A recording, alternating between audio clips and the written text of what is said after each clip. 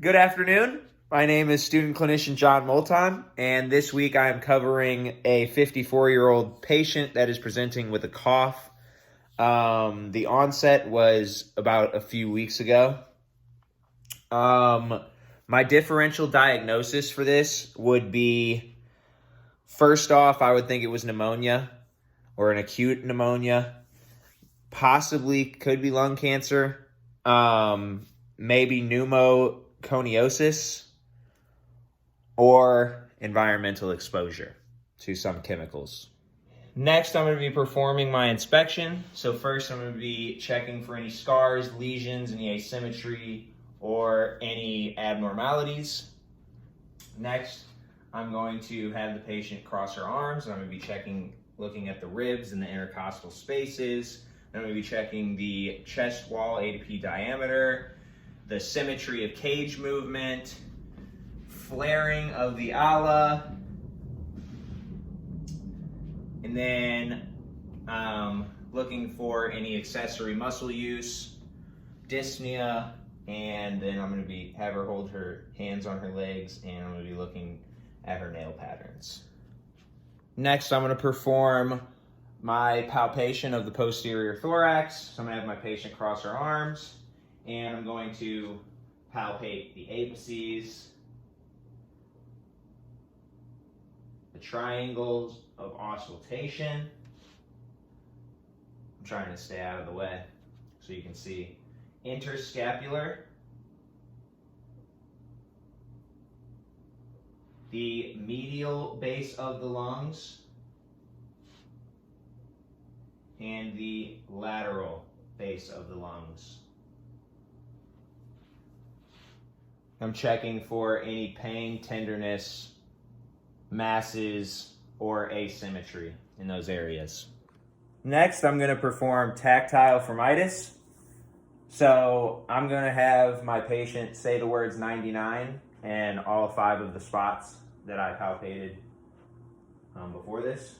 So now I'm going to use the ball of my hand. I'm going to have you say 99. 99.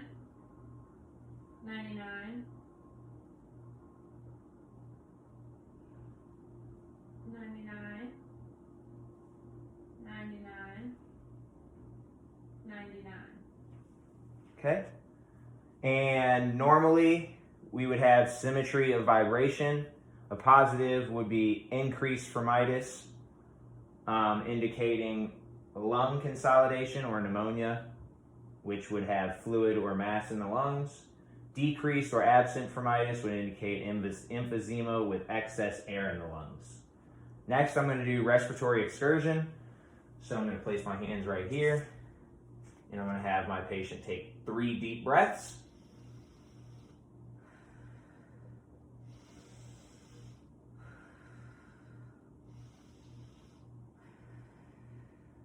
Okay, so normally we would have symmetry of movement bilaterally. A loss of symmetry would indicate an underlying lung problem on one or both sides. And then next I'm going to palpate the lymph nodes. So first I'm going to start with the lateral axilla. Then I'm going to move to the medial axilla. Then I'm going to do the posterior axilla.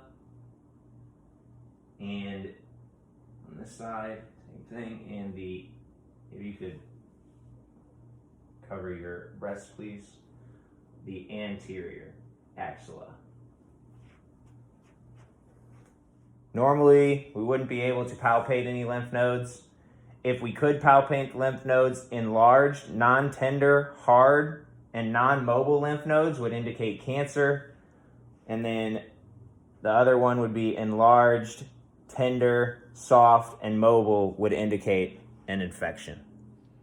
Next, I'm going to be percussing the posterior thorax. I'm going to have my patient cross her arms, and I'm going to percuss the apices, then the interscapular space, the triangle of auscultation, the medial base of the lungs, and the lateral base of the lungs.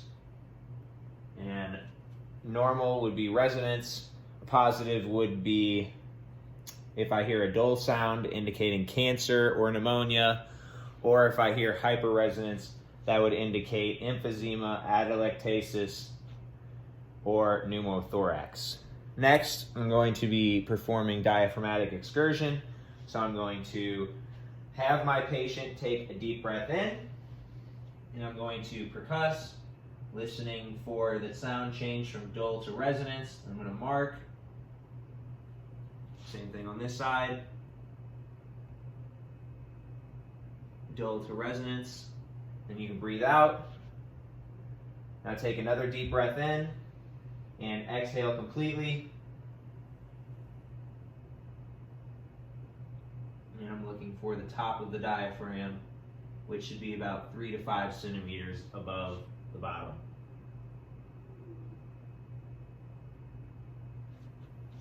Okay. Next, I'm going to auscultate the posterior thorax. So using the diaphragm of the stethoscope, I'm going to listen in all 5 spaces on both sides.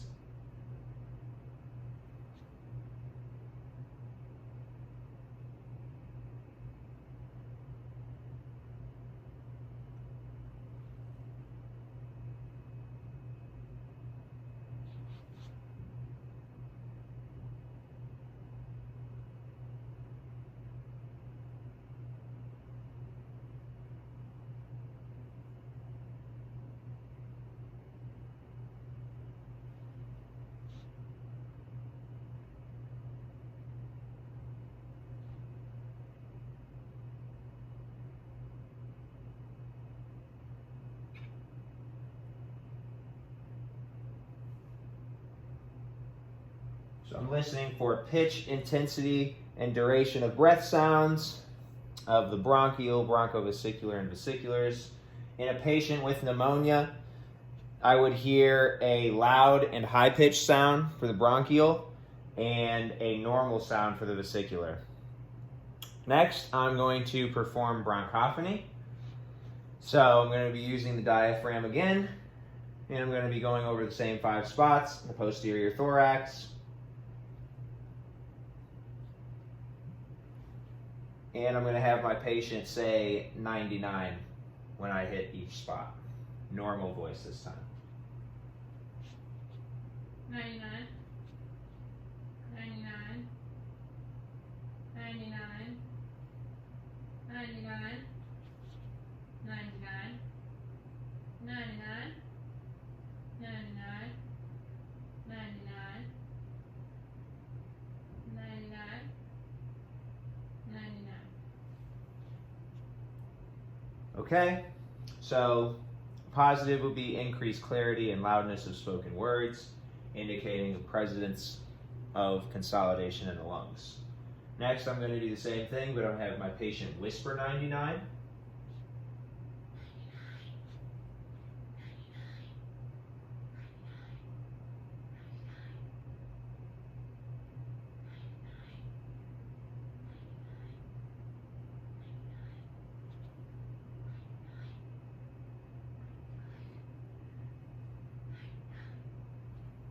And the positive for that would be increased clarity and loudness of spoken words, indicating a presence of consolidation in the lungs.